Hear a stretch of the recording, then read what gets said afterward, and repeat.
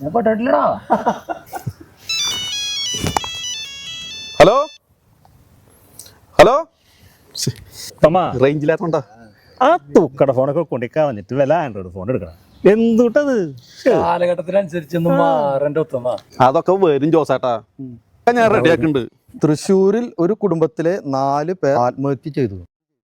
എന്താടാ ജോബിയെ കാരണം? കടബാധ്യത എന്ന് പ്രാഥമിക നിഗമനം. ഓരോ ദിവസവും എന്തോരം ആൾക്കാരല്ലേ ഈ കടബാധ്യത മൂലം ആത്മഹത്യ ചെയ്യണത്. അതാണ് അതിന്റെ കാരണക്കാര് നമ്മളൊക്കെ തന്നെയാണ്. എന്താ ഉത്തമ നീ അങ്ങനെ പറയുന്നത്? അവര് ആത്മഹത്യ ചെയ്തതിന് നമ്മൾ എന്ത് പഴിച്ചു? ഞാൻ പറഞ്ഞത് കാര്യമായിട്ട് തന്നെയാണ്. ഈ കേരളത്തിൽ ആരൊക്കെ കടബാധ്യത മൂലം ആത്മഹത്യ ഉണ്ടോ അതിന്റെ ഉത്തരവാദിത്തം നമുക്ക് തന്നെയാ. നീ ഒന്ന് തെളിച്ച് പറഞ്ഞു ഉത്തമ. അയാൾ എങ്ങനെ കടക്കാരനായി ഒന്ന് ആലോചിച്ചേ. അയാൾ ഓരോരുത്തരോട് കടം ചോദിക്കുമ്പോ പൈസ കൊടുത്തിട്ടല്ലേ? അതിന് കടം ചോദിക്കുമ്പോ അയാൾക്ക് പൈസ കൊടുക്കാതിരുന്നാൽ എന്തുണ്ടാവുക? അയാൾക്ക് പൈസ കിട്ടില്ല. അയാൾക്ക് അങ്ങനെ ആരും കടം കൊടുത്തില്ലെങ്കിലേ എന്താണ്ടാവുക? അയാൾക്ക് കടബാധി ഉണ്ടാവില്ല. Not the point. അങ്ങനെ കടബാധി ഇല്ലെങ്കിൽ അയാൾക്ക് കുടുംബത്തോടൊപ്പം ആത്മഹത്യ ചെയ്യേണ്ടി വരുമോ? അതില്ല. അതാണ്.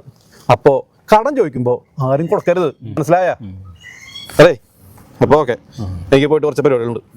ഈ ഉത്തമ പറഞ്ഞതിൽ കാര്യം കേട്ടാ, വലിയൊരു തീറി ഞാൻ പറഞ്ഞ. എന്താ ഉത്തമ വണ്ടി സ്റ്റാർട്ട് ആവണില്ലേ? വണ്ടി എന്താണോ പെട്രോൾ തീർന്നു.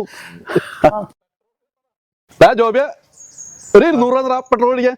ആ ഉത്തമ നീയല്ലേ ഇപ്പൊ എന്നെ പറഞ്ഞേ കടം വാങ്ങിക്കരുത്, കൊടുക്കരുത്, മേടിക്കരുത് എന്നൊക്കെ. എടാ ഉത്തമ, നിനക്ക് ഞാനൊരു അണ തരില്ല. ഞാൻ നിനക്ക് പൈസ തന്നാലേ നീ കടക്കാരനായി മാറി. പിന്നെ നീ ആത്മഹത്യ ചെയ്യാൻ പോവും. അപ്പൊ അതിന്റെ ഉത്തരവാദിത്തം ആർക്കാ? അപ്പൊ നമുക്കാവും. ഉത്തമ നീ വിട്ടടാ.